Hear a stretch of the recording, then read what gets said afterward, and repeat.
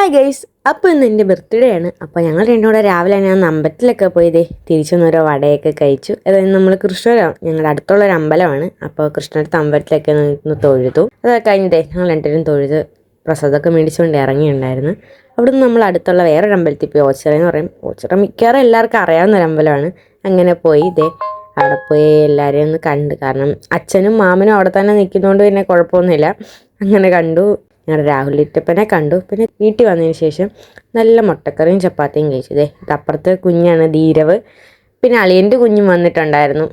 അങ്ങനെ രണ്ടുപേരും കൂടി ഭയങ്കര കളിയും ചിരിയൊക്കെ ആയിരുന്നു. അതിനുശേഷം ഞാനും ചേച്ചിയും കൂടാണ് ഈ ചേച്ചിക്ക് കല്യാണത്തിന്, ഞങ്ങൾക്കൊരു കല്യാണം വരുന്നുണ്ട്. അപ്പോൾ കല്യാണത്തിന് ഡ്രസ്സ് എടുക്കാൻ വേണ്ടി ഞാനും ചേച്ചിയും കൂടെ പോയി. ആദ്യം നമ്മൾ തുപ്പാശ്ശേരിയിലാണ് പോയത്. അവിടെ പോയി പിന്നെ അത്ര കളക്ഷൻസ് പോരാ, അതുകൊണ്ട് നമ്മൾ അവിടെ നിന്ന് ഇറങ്ങി. അത് കഴിഞ്ഞ് നമ്മൾ എസ് ഭാരതി പോയിരുന്നു. പക്ഷേ എസ് ഭാരതിയിലെ കസ്റ്റമർ സർവീസ് ഒട്ടും ഇല്ലായിരുന്നു. കാരണം ഭയങ്കര ബോറായിരുന്നു. നമുക്ക് പറയുന്ന സാധനങ്ങളൊന്നും എടുത്ത് കിട്ടുന്നില്ലായിരുന്നു.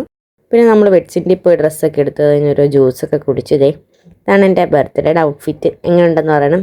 ഈ വാച്ച് അവൻ എനിക്ക് ഗിഫ്റ്റ് തന്നതാണ്. എനിക്ക് ഒരുപാട് ഇഷ്ടപ്പെട്ടു. അപ്പോൾ ആ ഡ്രസ്സ് അച്ഛൻ മേടിച്ചു തന്നതാണ്. പിന്നെ ചേച്ചിയമ്മ ഉണ്ടായിരുന്നു, അമ്മ, ഇക്കുറു, അനിയത്തി, അമ്മമ്മ, അച്ഛൻ പാവയ്ക്ക് എടുത്ത് വെച്ചിട്ടുണ്ടായിരുന്നു. പിന്നെ ചേച്ചി ഉണ്ടായിരുന്നു, അളിയനുണ്ടായിരുന്നു, എല്ലാവരും ഉണ്ടായിരുന്നു. അങ്ങനെ ഒരു ചെറിയൊരു കേക്കൊക്കെ മുറിച്ചു. അങ്ങനെ കൊച്ചുണ്ണിയാണ് കേക്കൊക്കെ സെറ്റാക്കി കൊണ്ടുവന്നത്. അങ്ങനെ കുഞ്ഞൊക്കെ ഉണ്ട്, എല്ലാവരും ഉണ്ടായിരുന്നു. എല്ലാവരും നല്ല ഹാപ്പി ആയിരുന്നു. ഞാനും അതിനെക്കാട്ടി ഹാപ്പി ആയിരുന്നു. കാരണം എനിക്ക് ഒരുപാട് പാവക്കുട്ടി കിട്ടി. എനിക്ക് പാവക്കുട്ടി ഭയങ്കര ഇഷ്ടമാണ്. അങ്ങനെ കേക്കൊക്കെ മുറിച്ചു. കുഞ്ഞിനെ വിളിച്ചപ്പോൾ അവൾ വന്നില്ല.